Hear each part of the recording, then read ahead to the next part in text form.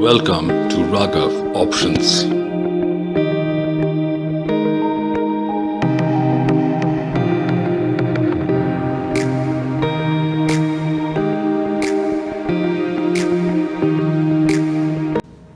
Hello दोस्तों, आज थोड़ा रेगुलर मार्केट से हट के थोड़ी बात करते हैं।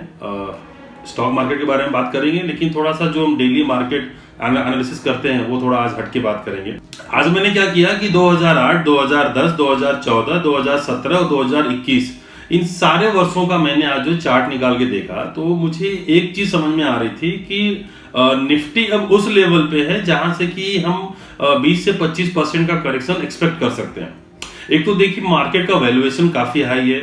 आई मीन टू से कि अगर 1 रुपया कमाना हो तो कितने रुपए का आप इन्वेस्टमेंट करेंगे?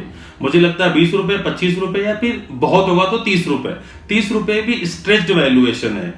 अभी हम जो काम कर रहे हैं, अभी मैं 1 रुपए कमाने के लिए मैं इन्वेस्टमेंट कर रहा हूं 42 रुपए का। जी हाँ, पी की बात करूं तो मैं इसको जो आम आदमी की भाषा है, मैं उसमें ये समझता हूं कि 1 रुपए कमाने के लिए मुझे 42 रुपए का इन्वेस्टमेंट करना पड़ रहा है, जो कि किसी भी इंडस्ट्री के हिसाब से या किसी भी पैरामीटर पे बहुत एक्सपेंसिव है।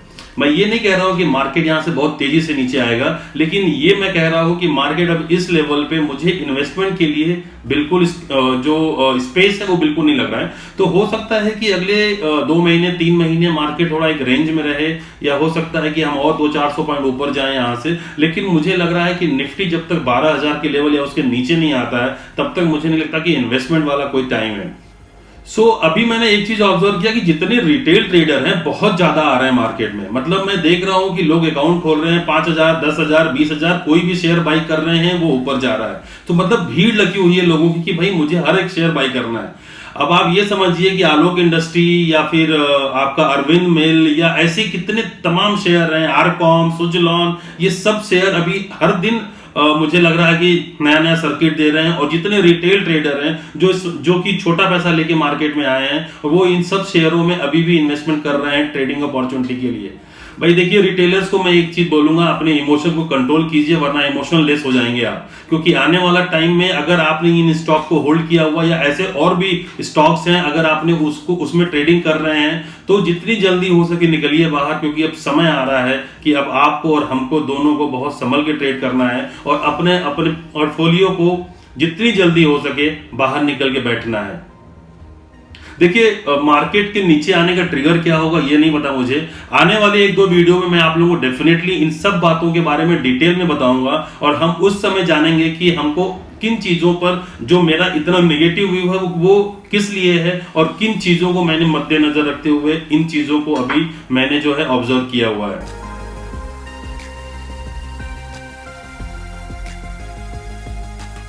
आइए बात करते हैं आज के एफआईआईज के डेटा की। आज एफआईआईज ने देखा जाए तो 75,000 कॉन्ट्रैक्ट जो है लॉन्ग किया है इंडेक्स में, और करीब करीब जो है 45,000 कॉन्ट्रैक्ट जो है शॉर्ट किया है।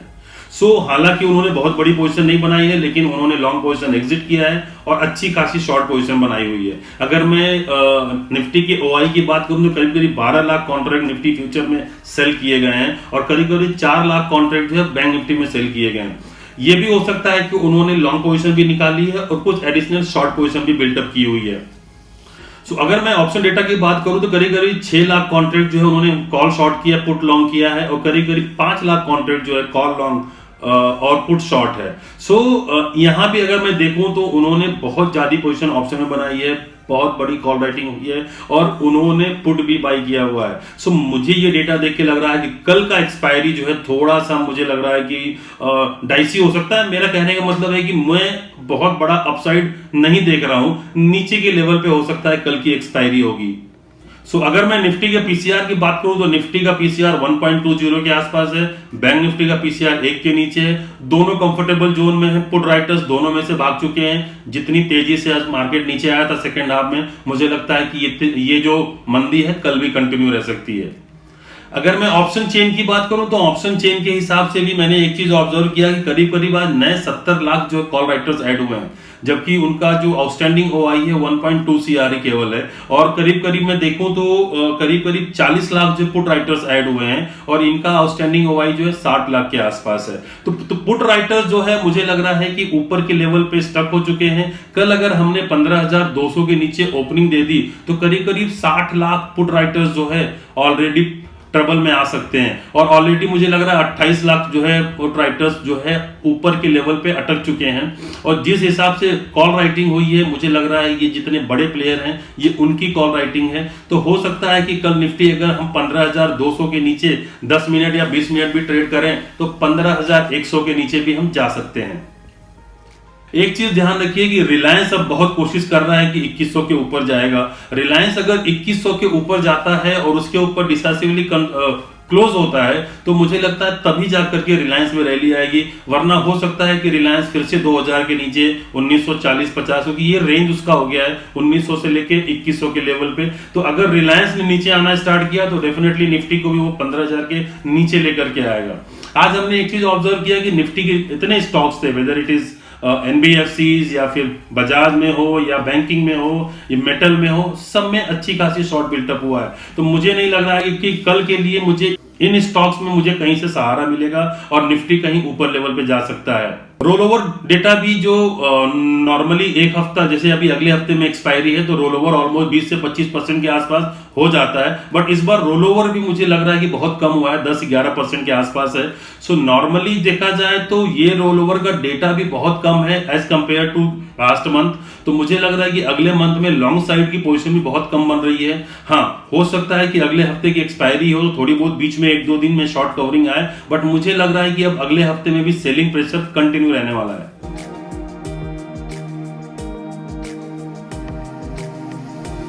सो आइए बात करते हैं कल के मार्केट की, कि कल का मार्केट कैसा होगा। कल एक्सपायरी है दोस्तों, वीकली एक्सपायरी, और धमाकेदार एक्सपायरी हो सकती है। तो मुझे लग रहा है कि अगर आप ऑप्शन बायर हैं तो 15,150 की पुट या 15,200 की पुट सुबह सुबह बाय कर लीजिए। और बैंक निफ्टी में करीब करीब 37,000 या 36,800 के आसपास की पुट बाय कर लीजिए। हाँ, अगर मार्केट ने सेकेंड हाफ में यू टर्न लिया तो हेजिंग के लिए आप चाहो तो 15,250 की कॉल अपसाइड के लिए बाय कर सकते हैं और 37,200 की कॉल बैंक निफ्टी में। बट मुझे लग रहा है डेटा देख करके अभी, और जो मैं सारा सिनारियो देख रहा हूं कि निफ्टी की एक्सपायरी मुझे 15,100 के नीचे दिख रही है, क्योंकि एक तो मार्केट में पोजीशन बहुत कम है, पुट राइटर्स ऑलरेडी ट्रैप हो चुके हैं। 50 से 60 लाख जो है ऑलरेडी कल अगर मान लीजिए 15,200 के नीचे ओपन हुआ तो वो ट्रैप हो जाएंगे, तो उनको एग्जिट मिल पाना अब मुझे बहुत मुश्किल लग रहा है।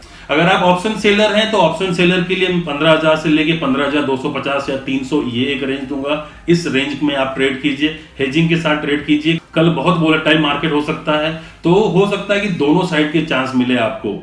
दोस्तों, अगर आपको चैनल पसंद आए तो लाइक कीजिए, सब्सक्राइब कीजिए और कमेंट तो जरूर कीजिए, ताकि आने वाले वीडियोस को हम ऐसे ही और अच्छे से अपग्रेड कर सकें और आपके सामने नए नए एनालिसिस लेके आ सकें। Thank you so much.